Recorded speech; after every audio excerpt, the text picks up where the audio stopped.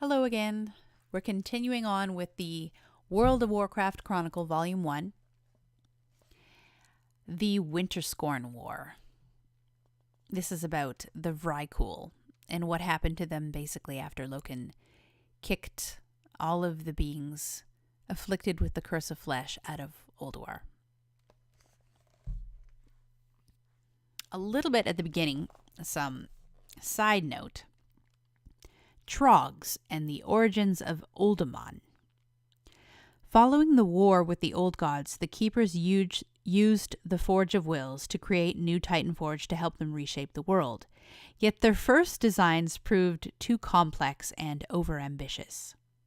Rather than making the perfect servants, they had created stone-skinned savages known as Trogs. The Keepers quickly refined and perfected their designs. The next generation of Titan Forge to emerge from the Forge of Wills would be known as the Earthen. The Keepers were troubled by the Trogs, but they could not bear to destroy them. Instead, Ironiah built a small subterranean vault known as Uldaman that would act as a stasis chamber for the Trogs. Some of them escaped imprisonment and wandered the newly ordered world. Others even found their way into the domain of Earth in the elemental plane Deepholm. So that's a little background about the Trogs, who also kind of feature in our story going forward. For many ages after Loken's betrayal, the Titan Forged who were exiled from Ulduar spread across northern Kalimdor. The lumbering giants gradually trickled into the mountains and seas around the region, disappearing from sight. The Earthen tunneled into the deep places of the world, where they fought for dominance against a race of brutish and misshapen creatures known as Trogs. Many of the Vrykul remained above ground, congregating into small clans. Some of these factions wandered the harsh northern landscape as nomads. Others established dwellings across the forested tundra of the region. A tenuous peace existed between these groups of Titan Forged, but it could not last. In time, malign forces moved to assert dominion over the lands once protected by the Keepers. Among these forces were two of Loken's own creations, the brutish fire giants, Vulcan and Ignis. Vulcan and Ignis saw the storm peaks surrounding Ulduar as a land ripe for conquest. Yet to seize the region, they required an army. To this end, the giants turned to the fierce Winterskorn clan of Vrykul. Though many Vrykul were warlike in nature, most avoided direct confrontation with each other. The Winterskorn proved to be an exception. These Vrykul had developed a culture of violence and aggression, due in large part to their belief that they would one day ascend to the halls of valor. They thrived on conflict, whether it was between members of their own clan or with nearby groups of Titan Forged. Vulcan and Ignis took control of the Winterskorn by force and stoked the fires of their battle lust. The giants fortified the metal hides of the Vrykul with enchanted armor. Vulcan and Ignis also forged powerful weapons designed to shatter the iron and stone skin of the other Titan Forged. But just as this new army embarked on its great conquest, anomalies began to appear in the Winterskorn. The Vrykul's metallic skin became brittle and weak. They had begun showing the first symptoms of the Curse of Flesh. Despite this setback, Vulcan and Ignis had no intentions of abandoning their campaign. They also knew that they could no longer rely on the Winterskorn alone to achieve victory. To strengthen the army, Vulcan and Ignis molded powerful molten golems and iron constructs of their own design. This massive Winterskorn army marched first against the good-natured Earthen, storming their underground lairs. The Earthen were utterly unprepared to face such an overwhelming and organized force. Entire caverns were massacred to the last living creature. A small group of survivors escaped the onslaught and sought the help of Tyr, Arcades, and Ironiah, who had thus far eluded Loken's wrath. Incensed by what they learned, Tyr and his companions immediately journeyed to the Earthen's cavernous home to aid the beleaguered Titanforged. Tyr himself led the bravest of the Earthen in skirmishes with the Winterskorn, while Arcades and Iron Aya constructed defenses to ward off future attacks. In time, the Earthen and their allies drove back the Winterskorn. Although their attempt to conquer the storm peaks had failed, Vulcan and Ignis did not concede defeat. They returned to their blistering forges and created a new army, one even greater than before. Not satisfied with golems and constructs alone, Vulcan and Ignis crafted enchanted snares with which to enslave entire flights of proto-dragons. These creatures would serve not as mounts, but as beasts of war. The giants outfitted their winged servants with fiery weapons to strike terror into the hearts of the Earthen. The Winterskorn's next brutal assault shattered the Earthen's defenses and drove them from their refuge. The Earthen scattered across the icy mountain passes, but they could not escape their foes. Vrykul and golems hunted the Earthen on the ground, while proto-dragons assailed them from the skies. Even Tyr, Arcades, and Iron Aya were forced to flee from the Winterskorn's fury. Knowing that he and his allies could not defeat the Winterskorn alone, Tyr called on the 5 dragon aspects for help. The noble aspects grew enraged upon seeing so many dead Titanforged. Their fury only deepened when they learned that proto-dragons had been enslaved. Without hesitation, the aspects took wing and unleashed their powers on the Winterskorn's iron ranks. Much as they had done in their fight against Galakrond, the aspects worked in unison to overwhelm the Vrykul army. Alexstrasza held the Winterskorn at bay with towering walls of enchanted fire. Malygos drained the magical essence that fueled the constructs and golems, rendering them useless. He also shattered the enchanted snares that bound the proto-dragons and set the beasts free. Neltharion raised mountains from the earth to corral and contain the Vrykul and their giant masters. Lastly, Ysera and Nozdormu combined their powers to create a spell that would bring a decisive end to the conflict. Ysera and Nozdormu enveloped the Winterskorn in a cloying mist that caused the Titanforged to fall asleep. These incapacitated creatures were then locked away in tomb cities across northern Kalimdor. They would not know the peaceful sleep of the Emerald Dream. Rather, they would languish in a timeless, unconscious slumber for thousands upon thousands of years. In the millennia to come, the curse of flesh would continue warping the sleeping Winterskorn Vrykul. When they eventually awoke, almost every one of them would discover that they had degenerated into mortal creatures of flesh and blood.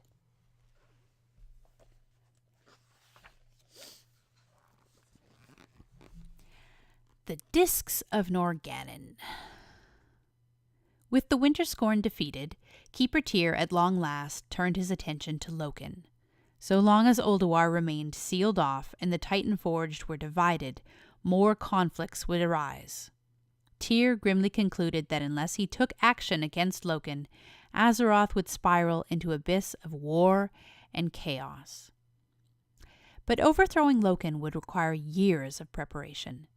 Tyr and his allies, Arcades and Iron Aya, concluded that they would first need to gather intelligence on Loken and his activities. To this end, they formulated a plan to steal the Discs of Norgannon from the heart of Ulduar. The relics had been recording everything that transpired on Azeroth, including Loken's betrayal. If there was any hope of undoing the damage caused by his schemes, it would be through the careful study of his actions. Having devised a ruse to claim the discs, Tyr traveled to the gates of Ulduar itself. There he called on Loken to relinquish control of Ulduar for the good of Azeroth, threatening dire consequences if he refused.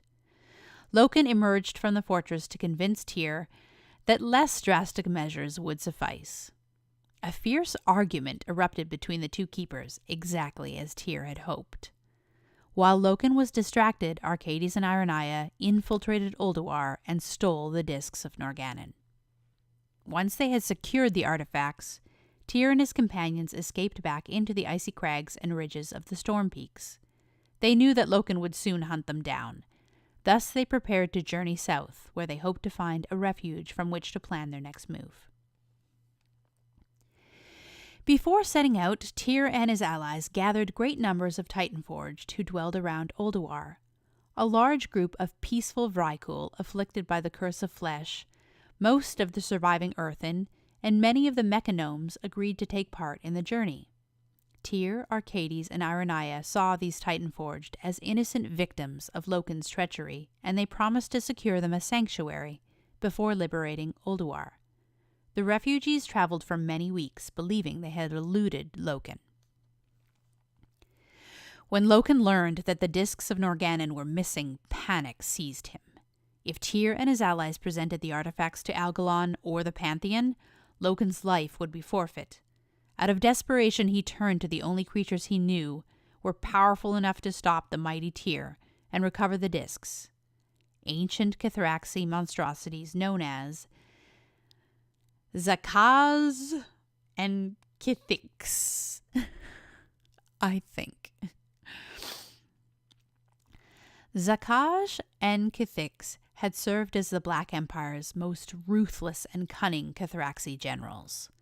Long ago, the Keepers had sealed them and many of the other Naraki away in underground chambers alongside the Old Gods. With considerable effort, Loken excavated these Kithraxi tombs and roused Zakaj and Kithix to life. He ordered the colossal abominations to kill Tyr and all who followed him. Sensing the lingering touch of Yogg-Saron in Loken's mind, the two Kithraxi readily obeyed. Far to the south, in a tranquil and temperate glade, Zakaz and Kithix overtook the fleeing Keepers and their followers. Fearing for his allies' lives, Tyr ordered Arcades and Ironeye to lead the rest of the Titanforged further south. Meanwhile, he would hold off the Kithraxi for as long as possible. Only the barest shadow of Agrimar's old power lingered within Tyr's iron form, but the Titan's noble spirit had not flagged. Tyr would not retreat, not when the lives of innocents were at risk. As he grappled with the Kithraxi, torrents of both arcane and shadow energy ripped through the once peaceful glade. The violent struggle between the Lone Keeper and the Kithraxi raged for 6 days and nights. Through it all, Tyr never gave ground, but neither did his foes. As fatigue set in, Tyr resolved to sacrifice himself to protect his friends. He unleashed all of his remaining power on the Kithraxi, expending his life force in a blinding explosion of arcane energy that shook the bones of the world. To the south, Arcades and Ironaya watched as the eruption of magic flared across the horizon. After the volatile energies subsided, the two Titanforged ventured back to the site of the battle. There, within a giant crater crackling with arcane magic, they found the lifeless bodies of Tyr and Zakaj. Despite facing hopeless odds, the Keeper of Justice had nearly killed both Kithraxi. The survivor, Kithix, had only narrowly escaped Tyr's vengeful onslaught. The severely wounded Kithrax had blindly fled to the west. It would not be seen again for many thousands of years. In honor of her fallen comrade, Ironaya named the glade surrounding the crater Tyr's Fall, which in Vrykul tongue translated to Tirisfal. She and her followers buried Tyr and his foe where they lay. They placed Tyr's massive silver hand atop his final resting place as a memorial to his valiant sacrifice.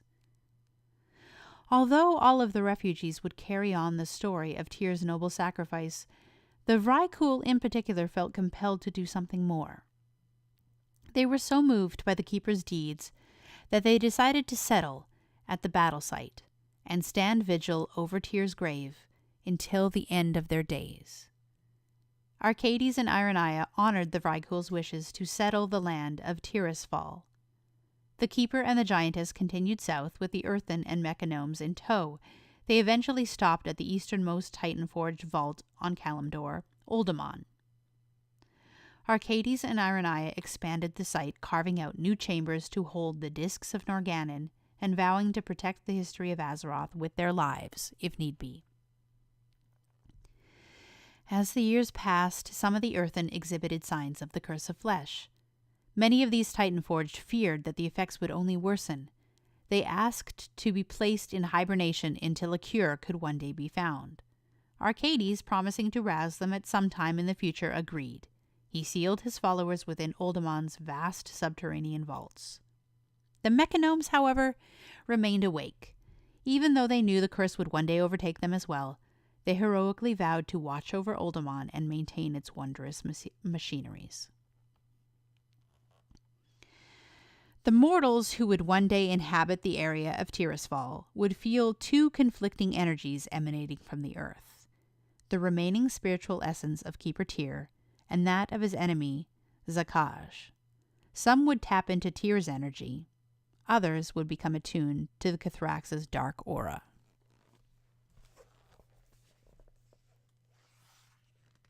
Oh. There.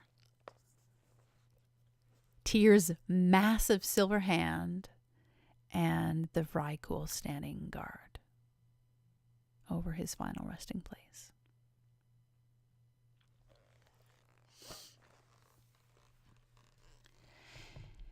In distant Ulduar, Loken became desperate upon learning that his Cathraxi had failed to kill his foes. He assumed that with the mighty Tyr dead, Arcades and Ironia would not attempt a direct assault upon Ulduar. But the discs of Norgannon still posed a threat to him. Stealing or destroying the artifacts was no longer an option. Arcades and Ironia could easily seal off Uldaman from intruders. Instead, Loken attempted to replace the discs of Norgannon with an archive of his own design, one that he dubbed the Tribunal of Ages. These names would be very familiar to anyone who played World of Warcraft, especially the early expansions. He adjusted the historical events contained in this new repository to his liking and expunged his sins from the record. Though he assumed he had been successful, his archive proved to be flawed. The histories stored within were warped even beyond Loken's understanding. Loken then took one final drastic measure to prevent retribution from Arcades and Ironia. He believed that his enemies would eventually summon the constellar Algalon. To stop this, Loken altered the Titan communication devices in Ulduar. This assured that no living creature would be able to contact Algalon. Only Loken's own death would draw the constellar to Azeroth. The fallen keeper assumed that his demise would come at the hands of Arcades and Ironia. If so, he was confident that Algalon would take his revenge for him by wiping out every living creature on Azeroth's surface. Children of Giants: The Rise of Humanity. With the Winterskorn asleep in their deep vaults and many of the Earthen sealed within Uldaman, the remaining Vrykul clans dominated the lands of northern Kalimdor. Over the course of eons, their disparate cultures flourished in unique ways. They developed their own identities and customs as they spread across the unforgiving north. One of the mightiest clans to arise was the Dragonflayer. Much like the Winterskorn, these Vrykul found that their iron hides were gradually turning to flesh over time. Initially, the clan leaders sought to balance out their diminishing strength by enslaving the ancient proto-dragons, just as the Winterskorn had done in previous centuries. But unlike the Winterskorn, the Dragonflayers did not see the proto-dragons as mere beasts of war. They used the fearsome drakes as hunting companions, and they also rode them as battle mounts. Over time, these proto-dragons became an inseparable part of the clan's culture. They were also a necessary weapon against the Vrykul's mortal enemy, a fierce race of bear men called the Jalgar, the progenitors of modern-day furbolgs.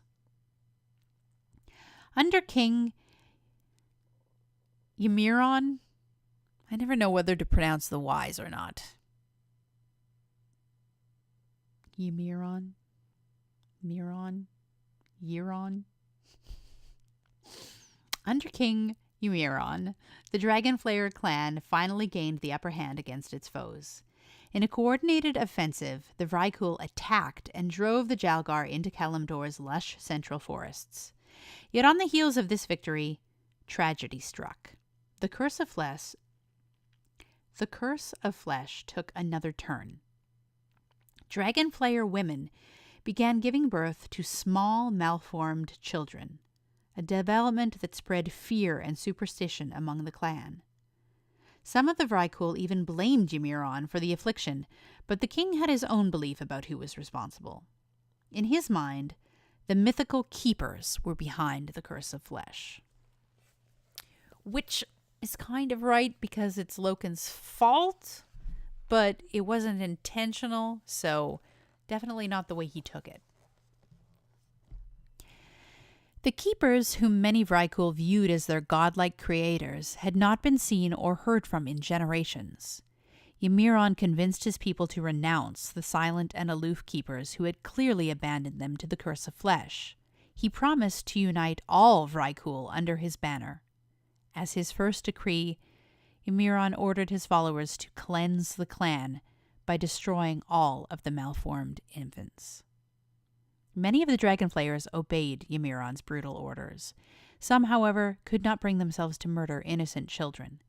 They sought to hide their stunted offspring in a place of legend, a land far to the south where a lost clan of Vrykul was said to have journeyed with Tyr, Arcades, and Irenaia. A number of Dragonflayers ventured south, taking their diminutive newborns in search of this fairy tale refuge. Most were never heard from again, but others did find their way. With heavy hearts, they left their beloved sons and daughters in the care of the Vrykul who inhabited Tirisfal. In the ages that followed, the afflicted children and their offspring would continue degenerating into mortal beings called humans. Many of the other Titan-forged, Mechanomes, Tolvir, Mogu, and giants, would suffer a similar fate. Very few of the Keeper's servants would fight off the affliction. Just as Yogg-Saron had hoped, the Curse of Flesh would weaken the Titan-forged. But it would also give rise to mortal qualities of necessity that the old god had never anticipated: courage, resolve, and heroism. Unaware that these potent traits would one day shape the fate of the world, Yogg-Saron and the other old gods focused on escaping their prisons. Freedom, however, would take thousands of years to attain. For now, more immediate dangers stirred in the lush heart of Kalimdor. A new power, a savage, native race born in the early ages of the world, was on the rise. They called themselves Trolls, and it would not be long before they learned of the malignant entities imprisoned beneath the earth. The Dragonflayers struggled to purge themselves of the Curse of Flesh in many ways. Despite all of their efforts, they would remain addled and weakened by the affliction. Eventually, these Vrykul would place themselves in hibernation in the hopes of staving off the Curse of Flesh. So that kind of explains how all of the mortal races came to be, because the dwarves came from the earthen, the gnomes came from the mechanomes, the humans came from the Vrykul.